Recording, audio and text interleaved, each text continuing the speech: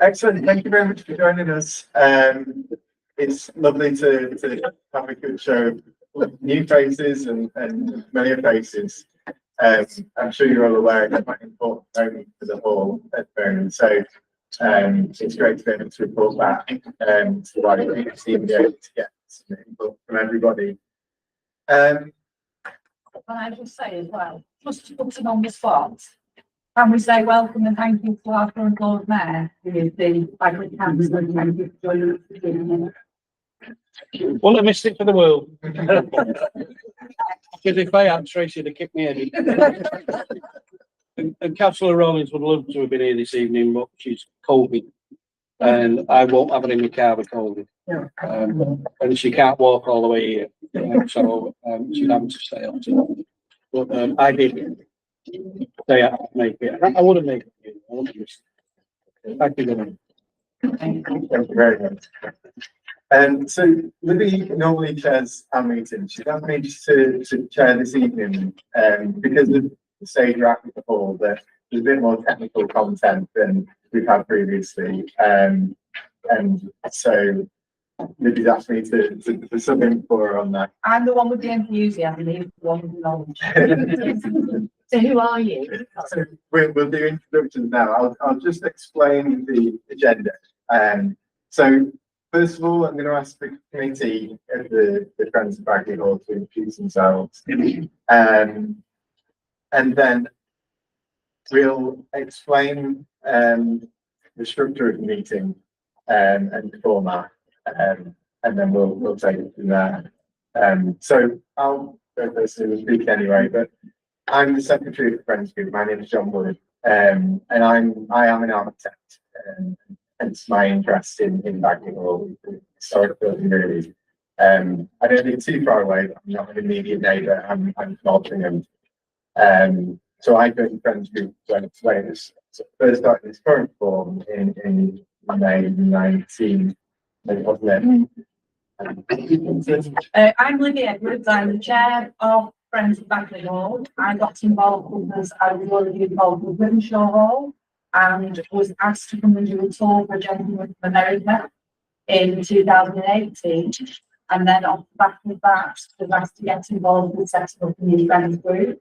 And that's how I was back down to you. Then. Yeah, can I just say, just as a bit of background, the chap from America who wanted to come over, he was actually a deputy sheriff of one of the southern state towns, but his ancestor actually built Baguley Hall, and he'd done a bit of checks through the histories, and he realised that it was his ancestral home was the best way to describe Baguley Hall. And he threw up the local councillors, and his phrase was, he chose to contact me because I looked as though I had more water under the bridge than the rest of them. That's why he contacted him. He was, as I say, he was the deputy sheriff of one of the southern counties. And he was coming over for a police thing. It was like a UK-America police event. And they were going on a massive cycle ride to raise money for fallen police officers on both sides of the pond. And one of his treks would take him past Manchester and Midlandshire Hall. So he contacted me to ask if there was any way he could actually get in the hall to actually have a look round. And with the wonderful help of Libby, we managed to do that. And he came in. Was totally blown away, wanted to know where the coffin of his ancestor was, because it used to be in Baguley Hall. It was in the sarcophagus in the hall. The sarcophagus is gone, and it's just now a place where you can actually see where it was. And I think he got moved to a church in Northern That's it, Northern, not Northern.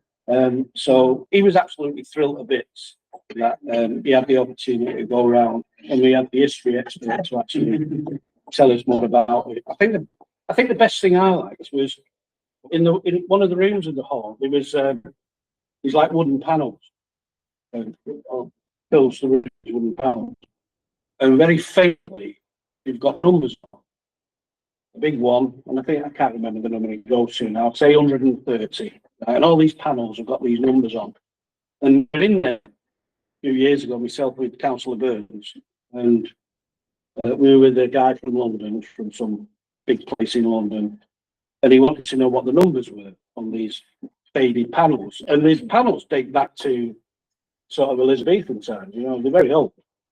And the first thing I could think of was I said, oh, that's the Elizabethan lotto.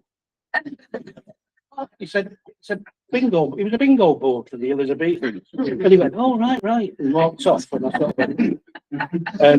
but the real story was it used to be a depot for Direct Works. And when they were having all the stuff in Direct Works at the depot, they decided they had to take these panels off because they were special and precious. And they got one of the lads to take the panels off. And because he needed to know where they'd come from so he could put them back in the right place, he put big numbers on them. Left them outside the hall, the sun beat down, and that's why you've got the numbers on the panels. It's not an Elizabethan bingo. This guy in London thought it was an Elizabethan bingo. But that was a great event. He was really thrilled to bits, and he's kept in contact ever since. Yeah, I'm still friends with one day. Yeah. So that was the history behind the visit and the sheriff. Yeah, so that's how I got involved, because of my involvement with Wythenshawe Hall and my passion for the history of Wythenshawe. I dragged into to come and get involved, and then started the committee and dragged in a bunch of absolutely fantastic people with amazing skills that they can all blow their own trumpets and tell you about. I'm Dave Hartley, I'm the vice chair. I'm a reenactor, so I dress up in stuff like that. And I also work in NHS in Wythenshawe. I used to live in Saloon across the road, but I now live in Brixton. I'm Greg Jonathan. I'm a retired accountant. Up till 21 months ago, I lived in Brooklands Road. I now live 16 miles away, but they won't let me go. Just for the record, we are an unregistered charity, but we follow all the Charity Commission, Charity Act guidelines. We have a constitution, we have trustees, we have formal events, we have formal AGM with the appointment of trustees by members. And that we may explore that further on down the line when we're talking about the future of Wythenshawe Hall.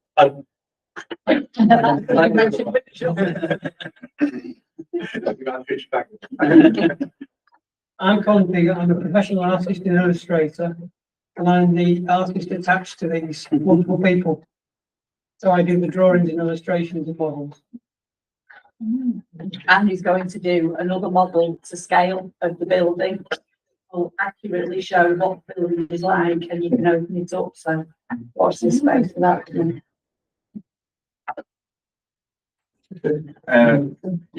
Matthew Williams. I live in Chorlton over the river.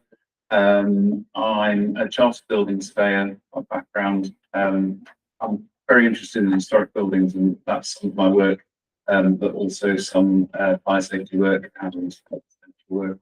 And I'm a committee member with a remit, particularly around our involvement with historic England.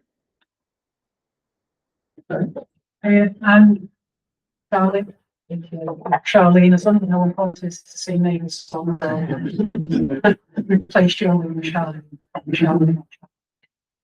So I'm a born and bred resident. I've not lived in Baguley for a few years now in the Stockport. But like many people, people to very intrigued. We've all got a lot of history of the whole architecture. I've got a degree in television and radio production, working media, and I've got the chance. And I'm kind of a new committee member. I'm here to hopefully help facilitate an upscale kind of social media aspect in communicating.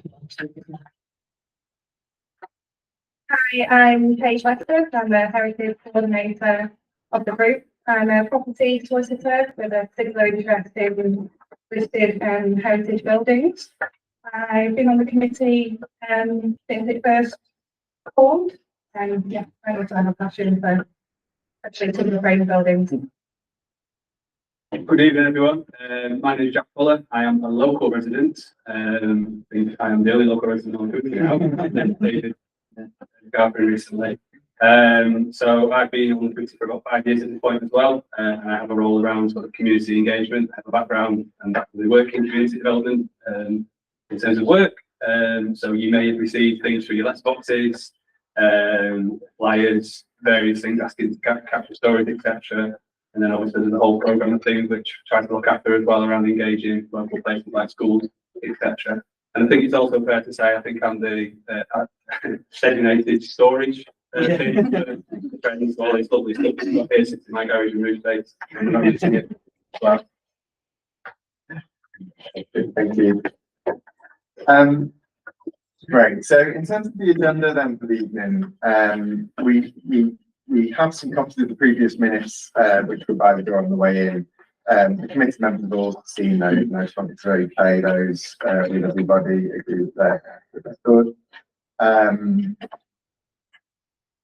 We are going to have a financial update for courtesy of Rafe, and then update on some funding channels that we're looking at the moment. Just to say, we're a fairly small group with limited overheads, but we do need some money to keep us going. And in the past, we've been funded for the most part by provincial housing group based on those. We're going to relay a couple of events that happened since our last meeting, and feedback on those, make everyone aware that they've happened.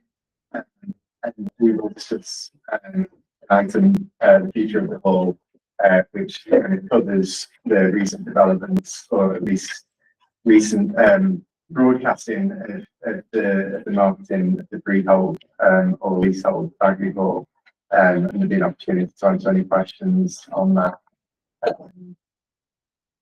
And then we've got dates for the next meeting. So in terms of the meeting generally, we're going to sort of keep to our agenda, and there will be some time at the end, and really the intention is to not take too much of everybody's time, so that there is more time to have a structured chats at the end, especially for anybody that's maybe needs the group and has to say, that wants to have a conversation with any member of the committee. If you do want to contribute to any of the points, just please show a hand, and we'll make sure that we come to you into as an opportunity. So the purpose of the Friends group, I just wanted to sort of convey really who we are and what we are. We were formed, as we've already mentioned, back in 2019, which was off the back of kind of a couple of people having carried the torch Baguley for quite a long time, and Libby inherited the job of trying to pull together some kind of coherent group that would represent the interests of the community and the future of the hall. We don't have any formal stake in the hall, and as you've heard, a lot of us are not actually local residents either. But we see ourselves really as a channel for the community to be represented in conversations with Historic England, with local councillors, and anyone else that is sort of a key stakeholder. We tend to hold public meetings 4 times a year, and we have committee meetings which run more or less every other month, so which ends up being 5 months of the year. So we tend to skip one in the summer, but then we'll also hold other events. We did have some building tours last year where we actually managed to access the hall, and we can talk a little bit more about that later if anyone missed it. But it's quite difficult at the moment to negotiate actually getting into the grounds of the hall. What we tend to do in the absence of access is to hold organised walks, where we'll walk from here up to Withenshaw Hall by Blackcar Woods or something like that. So it's just an opportunity for people to get together in a more sociable kind of forum, really. an alternative to our formal meetings. So please look out for and engage with those things if you're interested. If you want to be added to our mailing list, there's a sign-up sheet by the door, or just come and grab me and make sure your name's on there.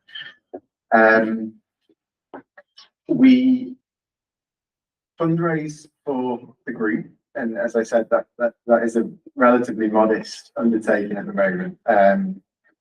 Although we never quite know what the future of the group will be, and whether it will have more of a stake in the hall in the future, and whether fundraising actually might become a bigger part of our remit in more formal capacity.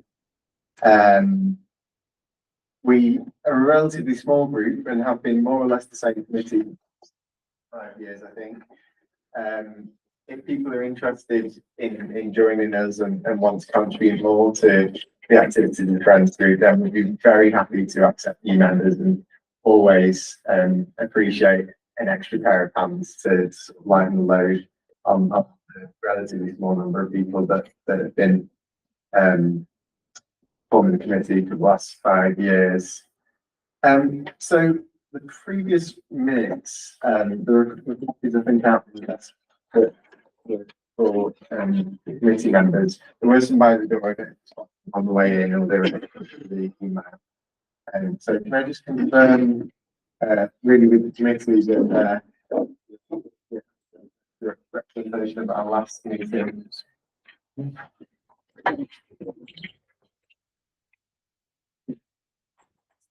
Okay, so at that point, it's okay, I'll hand over to Ray to the financial update.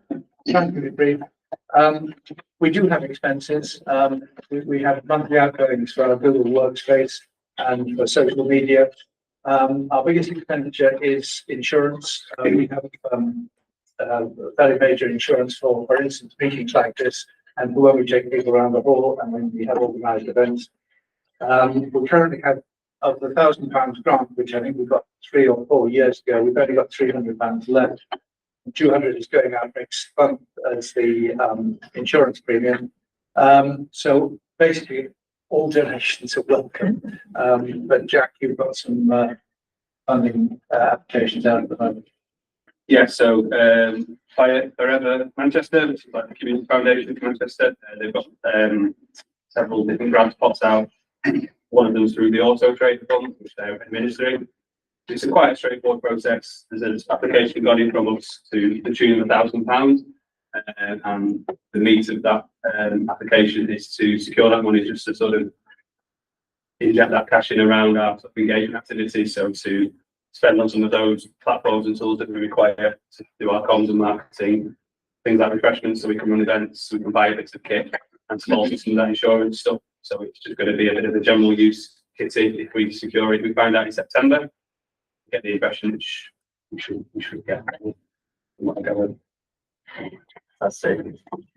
Thank you, Greg and Jack. And the final point on the funding side is that, as we mentioned, the bulk of our funding came from WCHG with the Shore Community Housing Group when we were relatively newly formed, back in about 2020, I think it was.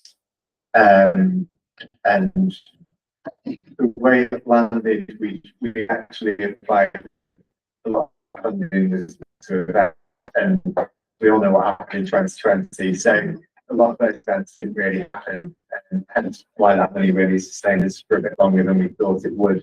But as Ray mentioned, one of the main costs we do have is public liability insurance, which we have in order to be able to hold even small events like our walks.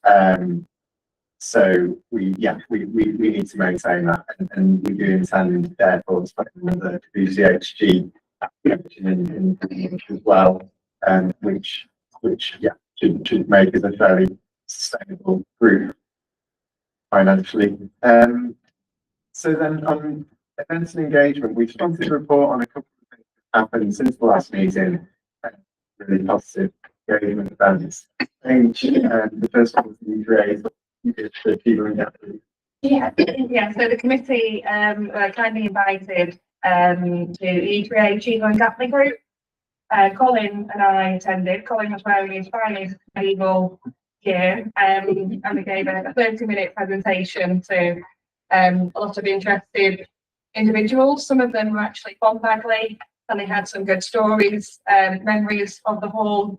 It was just good to put our name out there because, like some of you imagine, we didn't know that we existed. So yeah, hearing people's memories. So if you guys have any memories growing up with the hall, and do let us know. It's always good to get that engagement. Yeah, we've actually left some of our memories project forms. So anyone that does have memories of interacting with the hall or even being around the hall, particularly people that are or have been local residents, even if you've not had access to the hall, and what the hall means to you. Our memories project is all about trying to capture those anecdotes, those little snippets, soundbites of information. So please do jot down any information that springs to mind. You know, whether it's factual or whether it's something that's very personal to you. We'd love to collect those, and we've got an area of our social media and our website relating some of those. So I think it's a consent bit to sign on there as well, just to say you don't mind sharing. We can obviously restrict that to whatever information you're happy to share. So yeah, please do. I know there's a couple of people that mentioned to me tonight having actually accessed the hall, which is fairly rare to meet people that have access to the hall now. Right. There you go.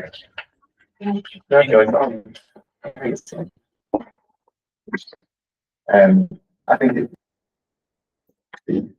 Thank you. And the second question event as well would be you had a Winshaw Hall. Yeah, when we do events at Winshaw Hall, it's one Sunday a month, and because the hall is strongly linked to Baguley Hall, one of the events that I sort of went completely off on one with was gathering information about links to local buildings and the old houses. Baguley Hall is the closest to Winshaw Hall. So the display that's on the side there was actually up within one of the rooms at Winshaw Hall. Each of the rooms have different areas covered. So we've got Dun & Massey Links, Tavern Park, Worsley Old Hall, Worsley New Hall, so the Duke of Bridgewater. The Titans owned both halls. They were the last owners here at Baguley and at Winshaw. And they are not sort of landed gentry with titles, but they were landed gentry with properties and money and importance in the area. So it was nice to be able to showcase the link between the two buildings and the families and the owners, and really make it an event that brought Baguley into Winshaw Hall. And that was on for 2 of the open days. On the last open day that we did, we had members of the team from Baguley Hall actually in the hall talking to people about what's going on here, what's happening with the sale. So really bring the modern day lovers of the buildings together and have the two sister groups working together. So it's nice to carry on that link, even though the family don't exist anymore as either of the halls. We can be the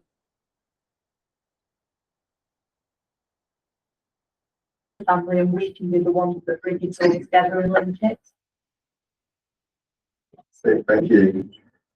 And then the sort of final thing on events that I've already slightly mentioned is that we tend to over the summer have a couple of walks. We might do one weekend, might do one in the evening.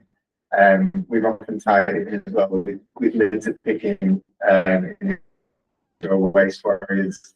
They're good friends of ours, and they've been working very hard to clear Black Harwoods and some of the surrounding area. So we've not got any events in the calendar at the moment, but we would like to organise a couple across the summer and maybe into September. Please keep your eye out on help with some of the organising and some of these things, and please make yourself known to us as well. Because it's always great to have people, particularly people who are really local, more involved with the group. So moving on to the future of the hall, I've just got a few I suppose more of a bullet point list to share with you myself. I know Libby, who's been part of more of the face-to-face communication than I have. But as you're probably aware, that the hall's been marketed recently by the current owners, Historic England. To give us slightly backstory, so I'm quite sure how many people will be aware of. Historic England have owned the hall for a good while, about 20, 30 years, something like that, isn't it?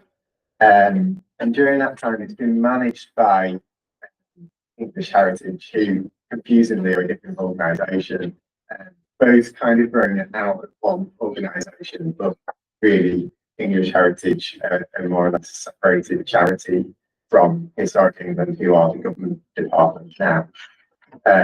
So to sort of clarify that differentiation, used to be owned by one and managed by the other. Now it's completely under the management of Historic England, who are the government body.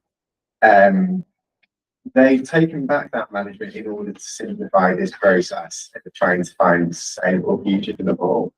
And we've been in dialogue with them about their plans for that for about, I'd say it's probably been a year since we've known that they intended to do that. And it's been a bit longer than that we've been engaged with them, but more generally, 3 years or so. Nearly the whole 5 years. Yeah,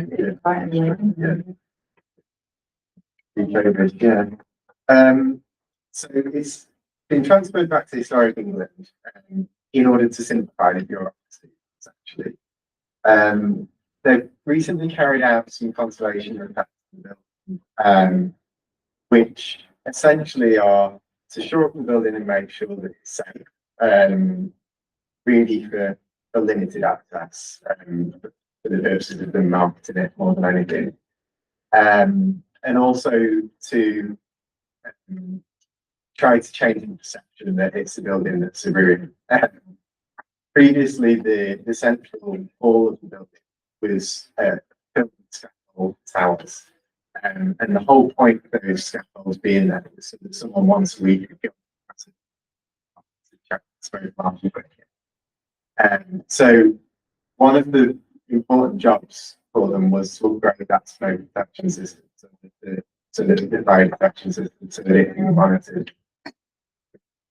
The physical checks on the detector head. So that was to enable this scaffold to be taken away so all could be appreciated in its full glory again.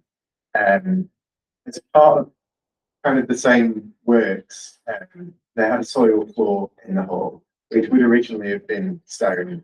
And unfortunately, the stone, I think, was taken at some point when it was actually in the city's ownership.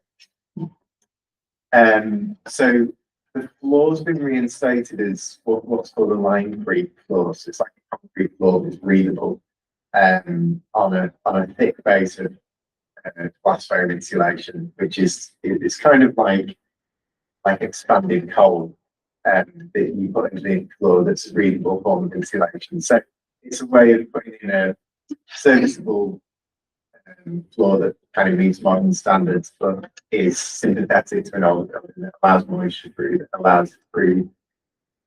And then I think the other key works that we're doing to the roof.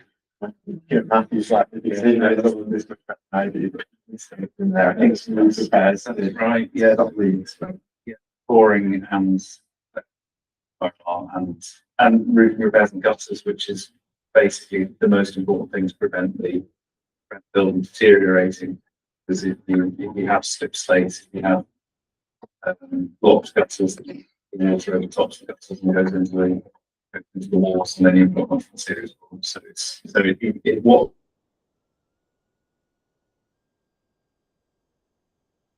they've done is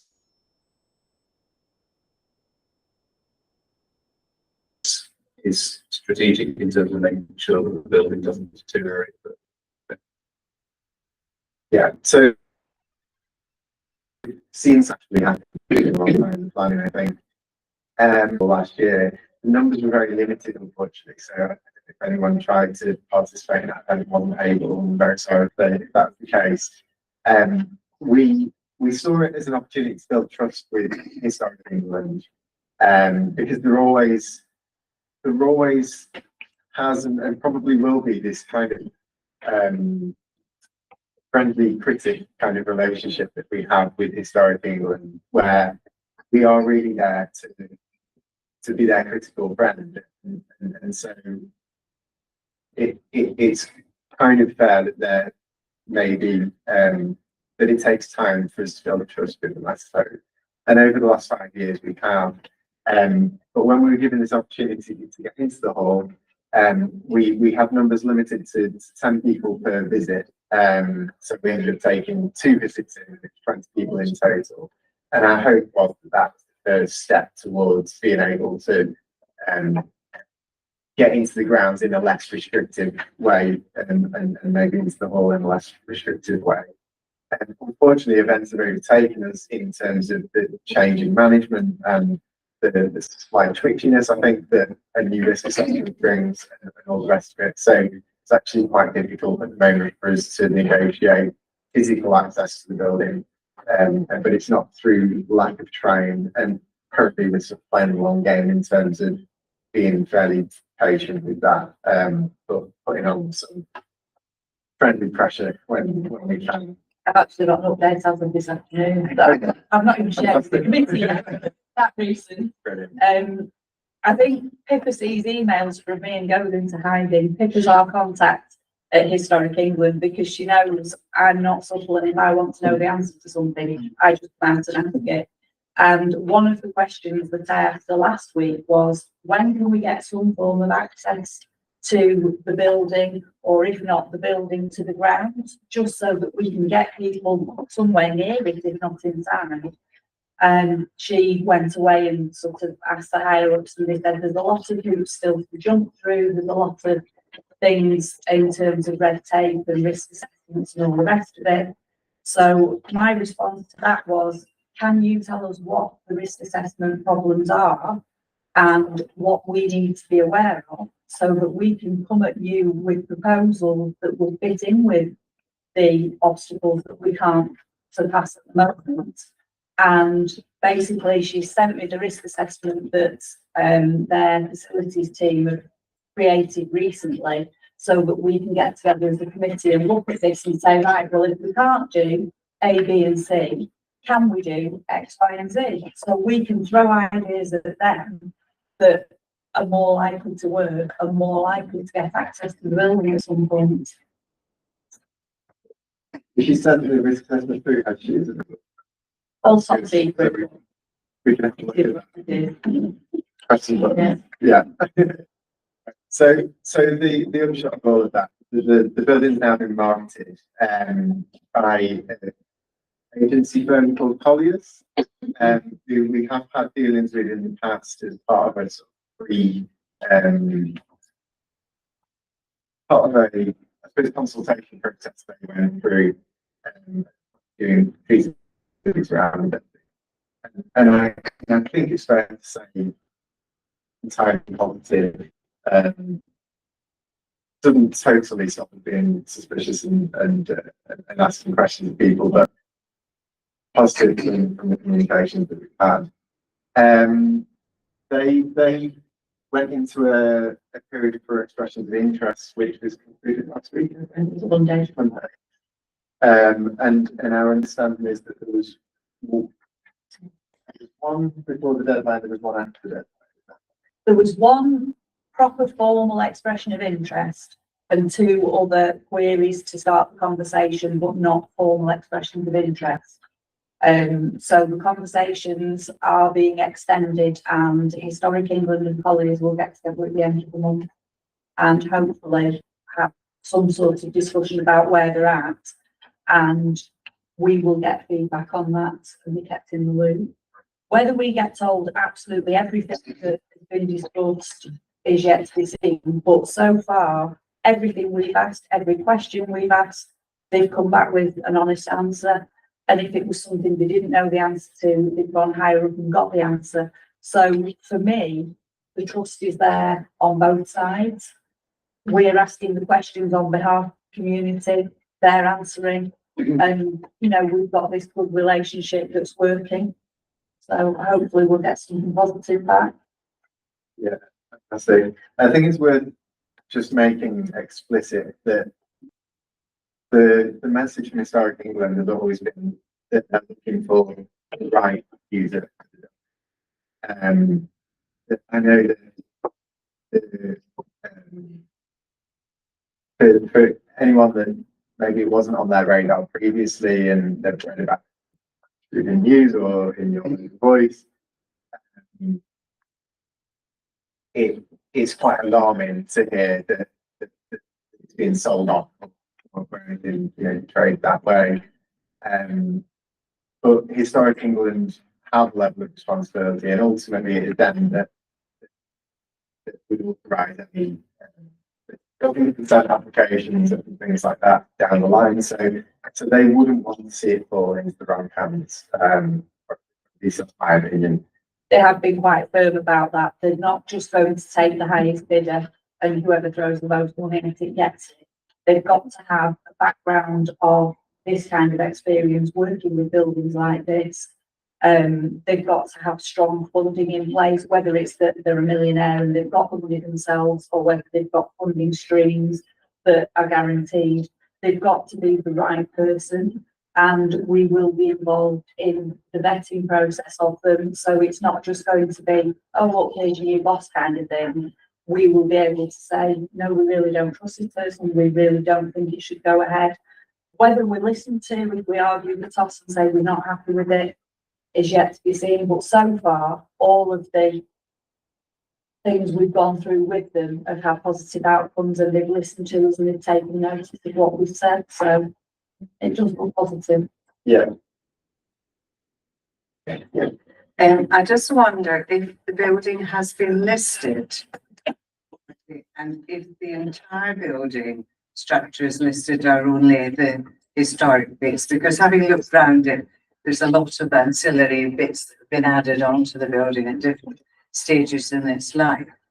It is, it's grade 1 listed, Yes. so it's the highest you can get. And is it the whole of the It's the structure? whole of the structure. Thank you. There is a section at the back that currently the security guards are using that is falling down for want of the best description. It's not in good condition. And that there are discussions about getting rid of that and either moving the security guards or putting a better structure in place, purely because it's not fit for purpose. But the building is as a whole listed. It was originally a scheduled ancient monument, but Matthew's the one that explains this better. Yes, So the The scheduling was the old system, prior to the post-war government of making a list of archaeological sites, which included a small number of buildings. Some people have heard this explanation last time. And listing was then from 1948, which was for buildings, which meant that some buildings were both listed and scheduled, and where they can historically looked to do the scheduling on the building as an administrative process, but it doesn't make the building any less protected. No. And just on the contents, the protection is automatic by default, so it doesn't have to be the listing description explains every single aspect of what's protected. If it's listed, it's listed. So if there's a mantelpiece attached to a wall in the building, that's listed and protected. It's not, even if no one said anything about that's the list. So, The restrictions to anything in the building, aren't they? So it actually could be a hedge in the garden, and it's still is impacting on the significance. So it's got some relevant significance. So it does cover the site of heritage, doesn't it? And actually it's setting as well. Do we know who the bid's from? Single bid in that. Not that I'm aware of yet. That is something that will be discussed by the end of the month with Historic England and Collier, and then they will feed back to us to let us know what's going on then.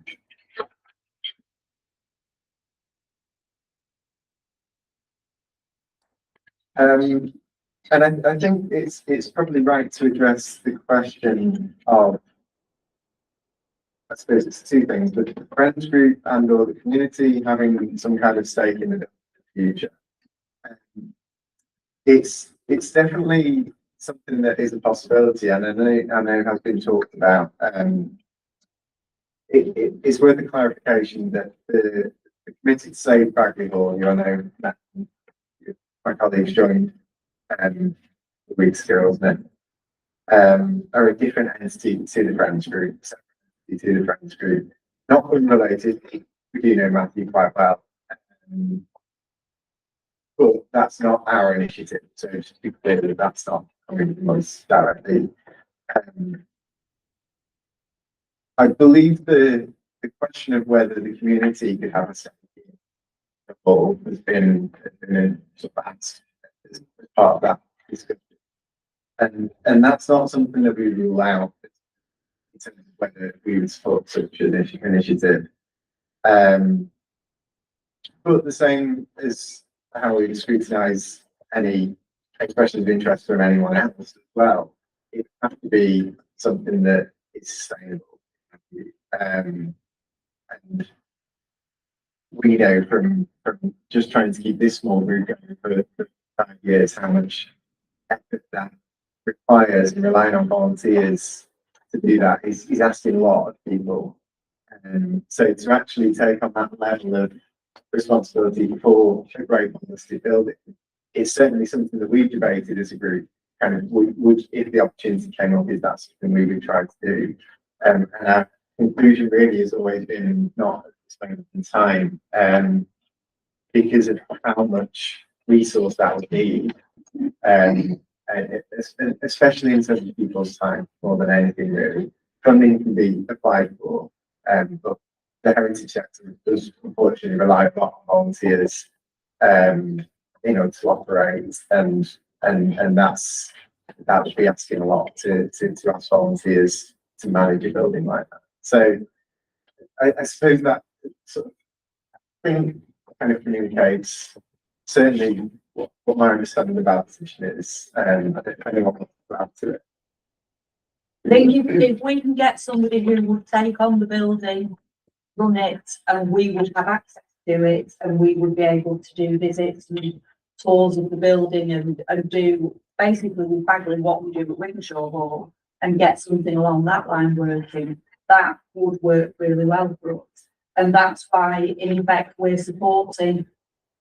not supporting the sale and disposal of the building, but supporting the fact that somebody would come and take responsibility for it and enable us to be able to do what we want to do to look after the building, but with proper funding in place. Do you think that would people buy start, they're going to be involved with it? It's their building. It depends on Will what they let people? I can't see it. it depends on what their motives are and what they want the building to be. Ideally, if we can get somebody who is like we are and passionate about the building and getting it as a visitor attraction and as a community hub and accessible to everyone, if we get somebody with that same passion, but the funding that we've not got, it would be the perfect scenario because we can work together with them to the same ends. That's why when they were saying with the expressions of interest and saying we're inviting maybe pub chains, maybe running a pride to run Worsley Old Hall, we didn't recoil in horror completely, but we all kind of went, oh, it stopped us in our tracks. Yeah, something like that. If they're going to put the money into the building and look after the building, all well and good. But having that community access is essential because of what the building is and how important it is to the people. Because I mean, we had 44 at the last meeting. I've not really done a head count on it. I don't know how many we've got tonight, but it shows the passion of the people in the area. The fact that in the space of 2 weeks, we've had a lot of faces I recognise from last time coming again. We've got the want for the building to be there. It just needs somebody with funding to do it, really. Well, the lads, Yeah. The So can I just come back on the question about public access? Because this is something that we pressed Historic England on in relation to their plans for a possible sale. Because public access, if the building is in private hands, can be enforced. You just need to make sure that the correct covenants are in there. If it's a freehold sale or there are conditions in the lease and that they're drafted in such a way as they're fully enforceable. So it does happen, but you just need to make sure that the details of the sale are structured in such a way as to make it enforceable in a realistic way. And that Yeah, is something that we have to be involved with. That is true with Yeah, companies like that. To be fair, that's something that we've also said to Historic England that we know covenants have been put in place, legally binding covenants are in place, and then they're not always put up. So that is something that we've said. There's another angle, I think, to public access, that it's something that's on Historic England's agenda explicitly. I think that when the feasibility study was done, one of they sort of identified, I suppose, what the assessment criteria will be for bids, or for different uses when they're assessing the different uses. And one of those things that they looked at was public access, wasn't it? And hence why we all cringe slightly when we thought that, especially when we use that word. But one of the reasons that they came to that conclusion that a restaurant or a high quality pub would be potentially a viable use for them was because of public access that preserves. So that is on their radar as well. We do keep reminding them. One of the other conversations that we've had, which maybe addresses some of the questions about covenants, is that we have expressed them that we would be significantly more in favour of a leasehold arrangement than a freehold arrangement. So our thinking is that if the building remained in the ultimate ownership of Historic England, is in relatively safe hands, compared to in the hands of a private sector partner who might go and building would have no one to enter it. If it was let under a leasehold arrangement, then the operating party could still have jurisdiction over the building, within the parameters of the building consent and whatever else. But if they were dissolved, then the ownership would default to Historic. So for that reason, we would not leasehold arrangement by place, freehold one. The reason they marketed it with both options is because if they just targeted leasehold, it would have put a lot of people off that were interested in freehold, and if the other way would have worked. So by marketing it in both, it's opened it up to all options, but they can narrow it down and say, no, you're not suitable, I'm sorry. So that would preclude a freehold because of that issue. So they've just put it as both options to cover all aspects. I think it's freehold. Wouldn't that stop people adding structures onto the existing building? That would all go through Historic England, so all of the options and anything they wanted to do to change anything would all be completely vetted. And the fact that it's a grade 1 listed building, it's highly likely the answer would be no to a lot of things. If it was something built next to it that's not going to directly impact the building, we'd possibly consider it. But making actual structural changes, highly unlikely. Yeah, just a comment really. It's when Greater Manchester Historical Building Society were involved with Paul back in the day, one of the things we were looking at was they were in control of a lot of halls in the northwest, and one of the things they did was they actually turned them into self-sustaining, so they didn't have to rely on charity, they didn't have to rely on grants, they could actually do it themselves. And one of the big things about that was they put cafes in and restaurants in the buildings. Problem with this wonderful structure is it don't, because it was built in the days when if you had a fire in your house, it burnt the house down. So all the kitchens used to be outside. The centre of it is the bit that's 13th century, there's a bit on the end which is 16th, and then there's some I think 17th, and I might have the numbers wrong way round. That's basically the gist of it. Is the ancient bit that's still added on with it. And the problem with the grounds themselves is you don't have enough room in the grounds to actually build sort of bespoke kitchens. And I'm not talking about a kitchen like you'd have in a house. I'm talking about an industrial kitchen. So people come and visit, they sit down, have something to eat. Like Wilsall Garden Centre, that type of thing.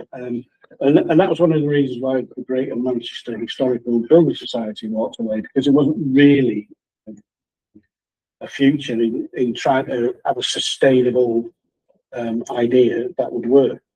There was the idea of somehow tying it up with Wythenshawe Hall, because, I mean, as I understand it, I might be wrong, Baguley Hall was the Dowager House for when the Tatton family, when the old fella died and his son took over, he kicked his mother out of the house, and she ended up walking the Dowager path to Baguley Hall. That's where she lived. So there was always this. We try to do something that actually we can get people coming on to Wythenshawe Hall, but we see now, for want of a better friend. Baguley Hall, and you start at one and then you wander across and you get to see both. But Alternative. but there's always been that, because I mean it's the oldest non-moated hall in Cheshire. I think it was the title. And it because this used to be Cheshire, so it's the oldest non-moated hall in Cheshire. We tried to get time team in to actually dig round it once. We went to Castle Mills because near the open swimming pool, because they thought there was a castle there, so that's where we went on. But whatever happens with Baguley Hall, I don't think it's going to have a future unless it's closely tied up with Wythenshawe Hall, because they've got a historic connection. I mean, Baguley Hall was here before Wythenshawe Hall, so they do have that historic connection. So, and I'm not saying for 1 second that we should parcel up Wythenshawe Hall and buy one get one free. I'm just saying whatever happens. Yeah, but what happens with the Baguley Hall, however it's developed, it still has to have that connection and tying up with Wythenshawe Hall, because that's what makes this area the area it's in. On that note, can I just say, two on this end are from Wythenshawe Hall, friends, and two on this end, right? So we have got the support here tonight, and then we've got Paige and David are both, and Colin are both started off at Baguley and joined Wythenshawe Hall. So there are lots of links that are ongoing now. Why is the Wythenshawe Hall open as much? Is it only open once a month? Yeah, it's because it's run by volunteers, and the access to the building really relies on having a council member of staff there to open it, and having enough of us available to open the building. On an absolute minimum, we need 16 volunteers to be able to open the building. And if we get more, we can do more. And we've actually opened since the fire in 2016, the hall closed. It reopened in October 2022. Since then, we've actually opened 3 extra rooms in the building. So the more knowledge people get and the more interest, the more we can develop it. At the Saving Baguley Hall meeting we had a couple of weeks back, Matt had a copy of the legal document that the council that used to own Baguley Hall could get it back for a nominal sum. Is there any chance of? Not exactly else, John. It's that covenant that happened. The council, in their infinite wisdom, decided not to run with it when it got transferred again. I think it was because I'm trying to remember who the name of the original people was, because they change the name every week, don't they? So Heritage Trust North. it might have been Heritage Trust Northwest or some name. They were the people who the council transferred it to back in the day. And there was a resolution went through the council in regards to the covenant to make sure that if you're going to sell it to become a Starbucks, we want it back.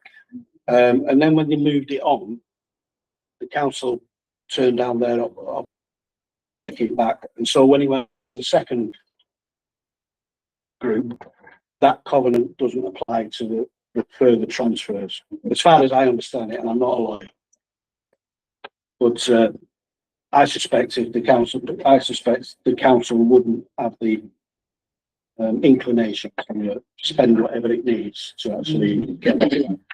Not the inclination, they've not got the resources in the world Yeah. to do it. Tony Burns was offered it for £1. Yeah. There's just a couple of people waiting patiently. I was just going to ask, how much money would it take to repair and reinstate Baguley Hall? That's my view. There is a number on that. I don't know if you can remember what that is. It's part of the feasibility work. It was priced. I mean, I always take these things slightly with a pinch of salt. I think off the top of my head, I think it's £2 million. Say again? I think it was about £2 million, there or thereabouts. It depends what UCP transferred into.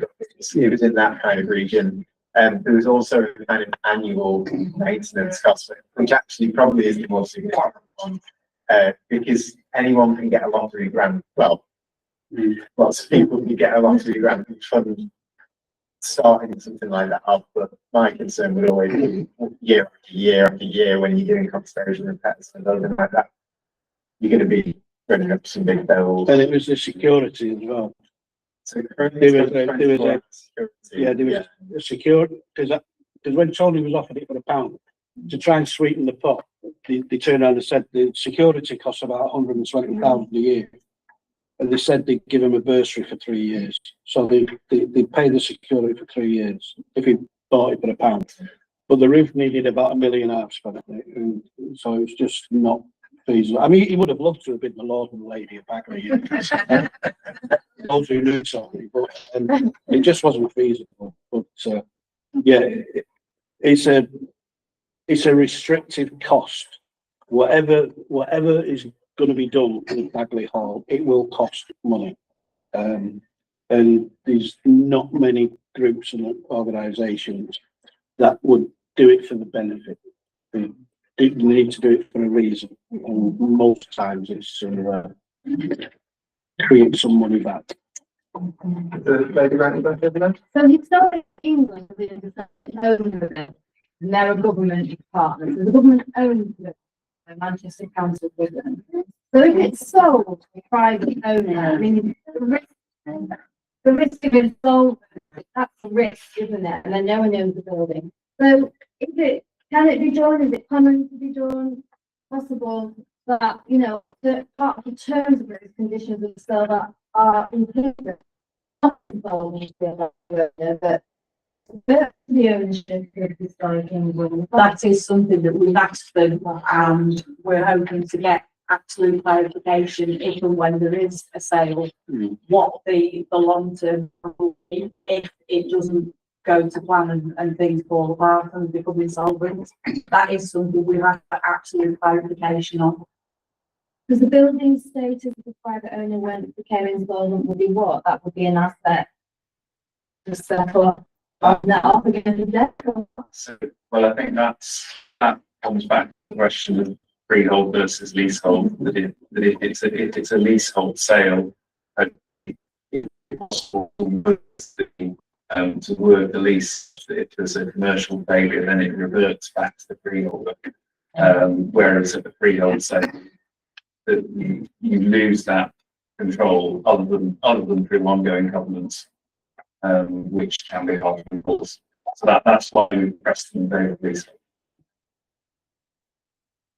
And just following on from that question, and from Councillor Andrews' point about the existing facilities and what it might become, is there a model or an example, perhaps from another heritage England property, where they've been through a process similar to this and seen a hall brought back into use? It's very hard to envisage. I know there are lots of great suggestions about cafes and wedding venues and the like. How practical are they for Baguley Hall? And so, is there an example of another hall that we could take from that? I think it's something you wouldn't know unless you tried to. Can I give two examples? Also, Oh, yeah, yeah. which I believe actually written by Salton Council. It's a lovely site, great to see it, it's worth it. I think it's used for, outside, vendors. I've just been to one there. Right, and the other one is called Monastery. Yeah. Now, my understanding is that costs £7 million to bring Gorton Monastery back to life. It is a major event for weddings. Conferences. Oh, I'm going to embarrass you. Can I ask you how much Manchester City Council spent on the town hall? Well, the original figure, I don't know what it is now. I want to say about 450 million. The town hall. That would have gone a hell of a long way up on things. No, it can't be. Sorry, Pay for it.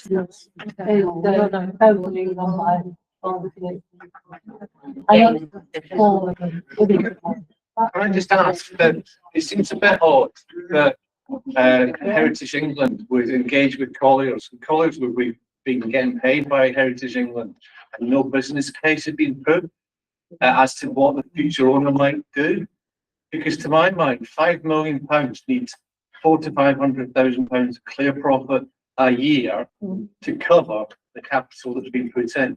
So you must know what the business plan was that they thought was going to be picked up by somebody and come and buy this property. Yeah, I think it's a really good point. So my understanding of the situation is that Historic England have employed Colliers for a tender process solely as their agents. I think the information, well, I'm sure the information that you're referring to will then be submitted to Colliers as part of any serious expression of interest. But yeah, they will need those. I think it's absolutely true. But I'm just thinking that you wouldn't engage in that expenditure, that tender process for somebody if you didn't have an idea of where it could happen. Because you wouldn't go out to the market to build a rocket if you didn't think it was going to get, I see what you mean. There was a prior process that I briefly made mention of, but I've not explained fully. I think it was about 2 years ago, and it was actually Colliers appointed twice now. So the original appointment Colliers had was to undertake a feasibility study for the building, and then engaged with a conservation architect, engineers and quantity surveyors. I remember getting mechanical electrical engineer as well. So they had all suites of people you would need. Yeah. So they created a costed feasibility study, which maybe is what you're referring to, I think. So the conclusions from that is that they ruled out certain uses. For example, they looked at residential, which sounds odd, but from a conservation perspective, it's your starting point because it used to be residential. And so from a conservation perspective, you start with, can it continue to be used as what it's been established as? They ruled out residential because in order to fund it, it would have needed too much development on the site, and that probably would have got us to building consent. They looked at office space, I think, and decided there wasn't really a market. Having said that, the market's tipped upside down since, so I'm not sure whether that would need to be looked at again. I think they ruled out the wedding venue more or less on the basis of it having insufficient parking. Yeah, I think lack of outdoor space. Which again, we were a bit skeptical about. We thought maybe if you were creative, you could probably find ways around that.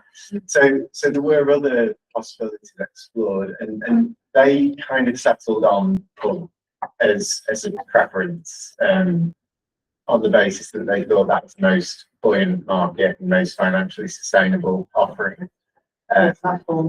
Unexpected. Yeah. And we've always been a little bit cynical of that, and openly cynical. We've always kind of said to Historic England, okay, look, don't close off other options, please, because we think that you might need to do those. Yeah, but I suppose it's something I wanted to look at as well. We've got as vehicle traffic. I did actually say at the last meeting, probably 3 years ago, I put a question out on Facebook to all of the followers to say, give me some ideas, what would you like to see Baguley Hall becoming and what do you want it to be? And somebody made this mock-up of a pub that looked amazing, fantastic, and they said, bring back the lantern that used to be opposite. My gut reaction was, we're not a cat and mouse. And then here we are, whether it might be possible. Did you ever go in the lantern? Did you know that? No, I didn't know the You area. know what? It was one of the most amazing pubs in the most. It was amazing. Can I just remind as well, while she's here today, and just speak on that they said there is a flip chart there posted, and it asks that question, what do you think should be installed for the future of the whole? And in real terms, nothing's off the table in terms of your imagination and what you think around this. So please answer that. Really useful insight for us. It was a lovely, all the shops, everything was lovely just across the road. Beautiful. The bank, the police station was. That's what I'm saying was, yeah. Well, that is something that we really want. We want your input because we are the voices of the community that are down Historic England's ear all the time with comments. We want to know what you guys want because we're only saying what we want and what we're being told. So if you've got ideas, tell us, and Yeah, what we think people would want, and, that's not for us to say. Really. Yeah. Can I ask what the friends of Baguley Hall want? Good question. Yeah. to play in the hall. Just to have a hall stood closed. We've looked, we've re-scrutinised a lot of the options that Historic England maybe fairly quickly concluded weren't viable. And something that I think is worth revisiting is this idea of office space. Yeah, I agree. Particularly in a market where a lot of people are now looking for flexible spaces closer to home. The idea of something that's sort of professional enough to go to, say, a serviced office space or something like that. And you can imagine more easily how that would transform into a community asset in the evenings and at the weekends. And so I think for me, if I were in a position to put down £1 deposit and take on the burden that is management. Becomes Colliers, you know what happened, it becomes a Collier estate agent. Yes. At least it'd be public. I think one of the best suggestions I ever heard was it becoming a gallery. Especially in the that was something suggested many years ago that when it was all field up, take it all down, turn it into like an art gallery or that type of thing. Because that with particular art in it as well, showing me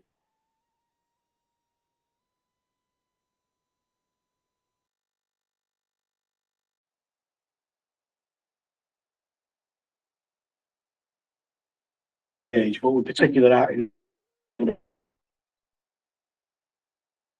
Can see a hand up over there. I've seen one go up here. Matthew is going to remember something on the. Yeah, just to come back from a surveying perspective, at least in terms of what we'd like to see, I think, so just from my point of view, I think looking at the plan, there is a really good opportunity that there often isn't in older buildings, where the plan's very coherent. You've got the central core, which is the part that people are generally going to want to come and see, which is made to be a public circulation space of some kind. And then to both sides, you have these quite discrete areas which are relatively flexible in terms of what you could do with them without damaging historic fabric. And that's, to be positive about it, that's an opportunity where in most historic buildings you have a convoluted floor plan. It's quite difficult to move around. And the floor planning really neat and enables you to look at having a central open public space, and then on either side having potentially tenanted uses past the block from that. That's what it's really exciting about building from from a surveying perspective, that's it. When that happens, you can actually have the meetings of the Friends of Bagley Hall. I was just wondering what the acoustics of the building are like and whether it could be a music venue. Possibly, actually, yeah, it's not quite as echoey as you'd expect a whole house to be. I don't know if maybe if they ever get around to put that second floor back, it might change and be more echoey, but yeah. Yeah, do it like would be- monastery. The acoustics of the building change when you get an audience. It's true. So you could also put theatrical events in there. Shakespeare would work tree. Yeah. One of the things that we really hope to do, before we're curtailed by the current arrangement, when we're looking at negotiating better access to the hall, was to maybe have events in there where there could be musicians that, you know, we could invite actors in, there could be kind of more of an experience to those visits. And I'll be interested to see. Sorry, you know, there's another. I was just going to ask, why did you say earlier on that about office accommodation? After contradiction, given that when we first started studying, we were talking about if it gets taken over by like-minded people and passionate people, and it becomes some sort of area where we can go and visit and organise events, and then it's turning into a culture, cultural thing. I'm just surprised that it's about office accommodation, because that's. So it was specifically a service office arrangement where it's a public building where people can go in and use the space. And actually, you're right. You're actually absolutely right. I think we've had these conversations through that maybe, you know, workspace more generally, maybe studio space, maybe, and there's no reason why that can't be a community space at the same And it time. would be good for the youngsters, the younger ones can absorb Yeah. their music and finance. The acoustics are better appreciated. It's wonderful. Yeah. Yeah. One thing I'd really like to see done with it is all the old fashioned heritage skills that people are not doing nowadays, because a prime example, after the fire at Flintshire Hall, they did the attic space and repaired it so that when you look down the long gallery at the top of the building, you're looking at old traditional methods. So you've got dowel rods, you can see the new music lighter, which is the old one, it's black and charred and been scraped off. You can see the traditional methods. It looks beautiful. And then you look at it the other way and they've got the modern big metal bolts and screws. And to me, it's like, it's been standing for 600 years. What part of that method are you think learn and needs a little metal back? You know, I can see all of the style have got to be adhered to the safety features and everything. You've got to adhere to all the modern stuff. But I mean, 600 years stand up on, you know, and to me, having Bagley Hall as a building that you can say, right, go in, plaster that wall with lime plaster, how beautiful it looks, and then we'll take it off. And next week somebody else comes in and they plaster it. Because the more modern areas of the building are the areas that haven't been plastered, and they're not as fragile and as precious and as stunningly beautiful as the hall area. So why can't it be a work in progress that is constantly being worked on and bringing back heritage skills? And you could have a carpenter's shop and teach them how to make things and sell them, you know, all sorts of different things that you would go out into the middle of the Cheshire countryside and you'd find a farm that's turning its own wood and making bowls and, you know, really nice educational and people are learning from it, something like that. Does it suit the demographic of the area? But if it doesn't, would it not bring people in if they're looking for somewhere to go? Because we would go from our over to Cheshire, Lancashire, Yorkshire, wherever for the day and say, oh, we've got this beautiful house in the middle of city housing estate. Yeah.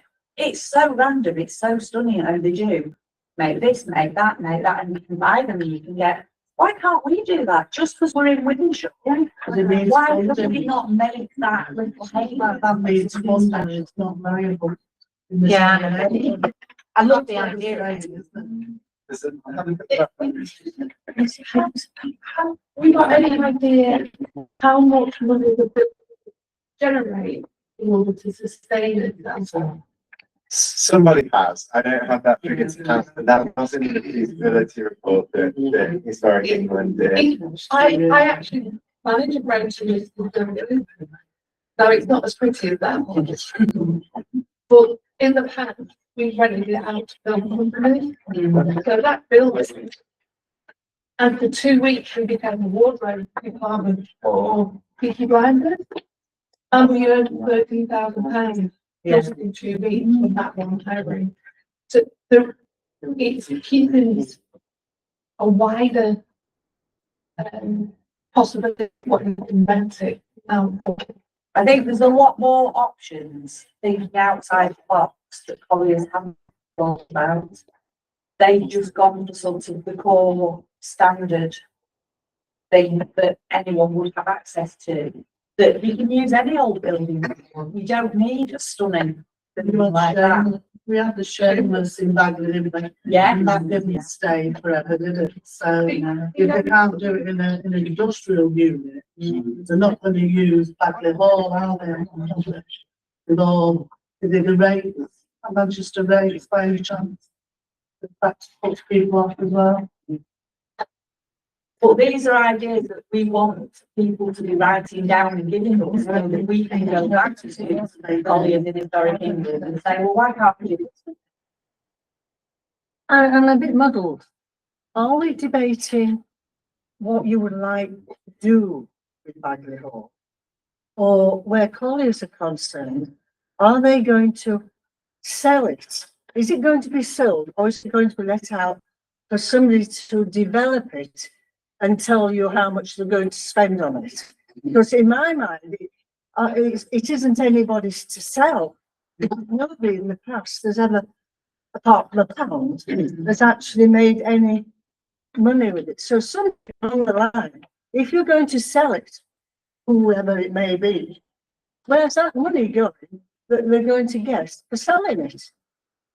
That's the question, because we've not been told a sale price, have we? We've no idea what we're going to sell it for. So It's not, who does it belong to sell it? the government. Governments are in control of it. But the thing is, would they sell it for what a building like that would be valued at? Or would it be a token gesture of £10, £100, whatever? But you've got the funds to do something with it and look at. So they would have to have the funds to do something with it and guarantee they would spend so many million on it or whatever. That's what's happened. But somebody along the line, Colliers aren't doing it for nothing. No. No. I strongly suspect that the burden that is taken on will be far more than the sale price. Terms. The last time, I can't remember exactly the year, we probably had an exhibition idea of how much money was worth. I think it was sold £60,000.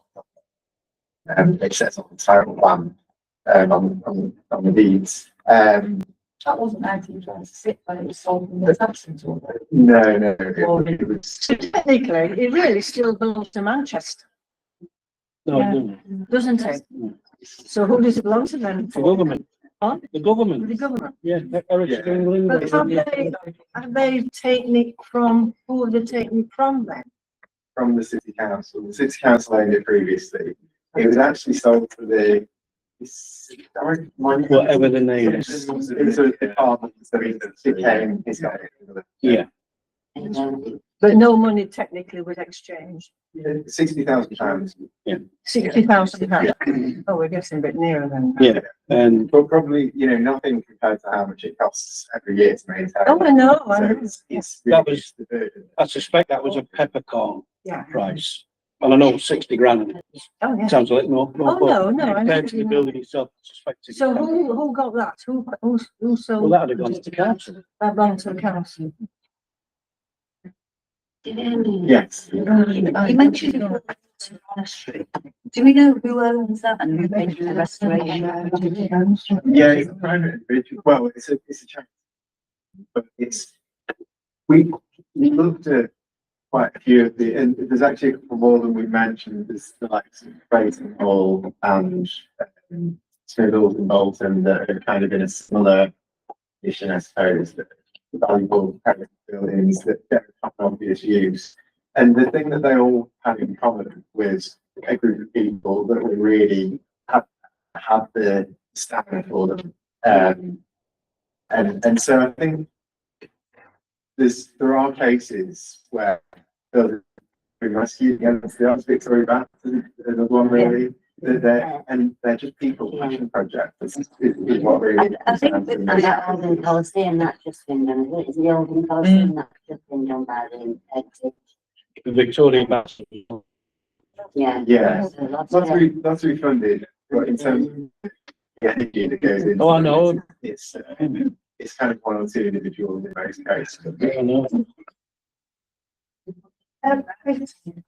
The ground, presumably, you can do a lot with the ground.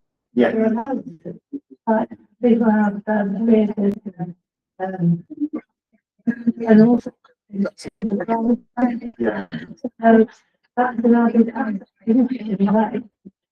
Yeah, and it's a marketing process. It's partly about trying to find a user to come in and have a kind of offer a sustainable future for the building.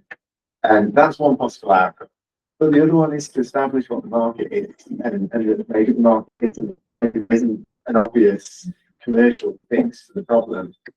And I think the next logical step, if that happens, is that historic England will have to look at it and say, okay, so what do we do with it? If we're kind of stuck in it, what do we do?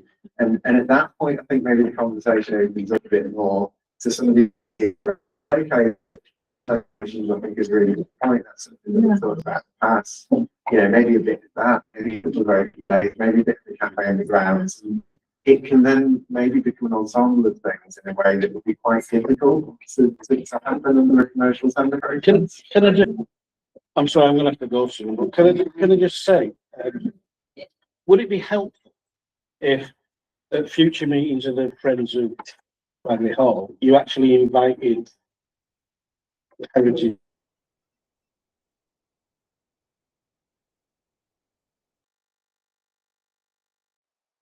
specific plans? At least it gives people the opportunity to actually talk. But rather than you being the outside, you know, it'd be best if we could invite them to come along. We did actually ask them, but the timing was just more because of holidays and commitments, the people that we needed to be available. And you'll let them get away with that once. Yeah, once. They were not. So you've now got, I think your next meeting's in October, right? So you invite them then, and then, you know, it's just so that they can come along, and if nothing else, they can actually see the passion people have got for Baguley Hall, and that, you know, when they're going to be talking about. Back after every meeting, I think. Oh, Everything. well, tell them there was blood on it. But if you could actually come along with some sort of, even if they're not here to tell us, well, this is what we're going to do with it, it's going to be turned into a Starbucks. It's just to listen to what people want. But, you know, because I know you tell them on a regular basis, but I've learned in my lifetime that it doesn't matter how many times you represent and tell people I represent it. Hearing it from the mafia themselves is, and I learned meetings when they were talking about building the Metrolink. You know, we kicked and screamed and shouted, but it was only when they actually came to the Taras where they actually saw themselves, you know, that people started to step up and notice. So, you know, keep putting the pressure on. I wanted to ask, has the National Trust ever been interested in it? They've been consulted, I believe, yeah, and there's not really an appetite currently. And I think partly that's due to proximity to the properties around here. I mean, we're actually really well served for National Trust properties. We've done Quarry Bank Mill, even Tatton, which is part of National Trust, isn't it? I think a lot of the problem with National Trust properties, it's usually a bequest from an individual or a family or whoever that leaves them the property, plus content, plus some sort of funding and the estate and everything, and they're left a package that they can run with immediately. Where they're left with a project that they need to work on before they can do anything with it.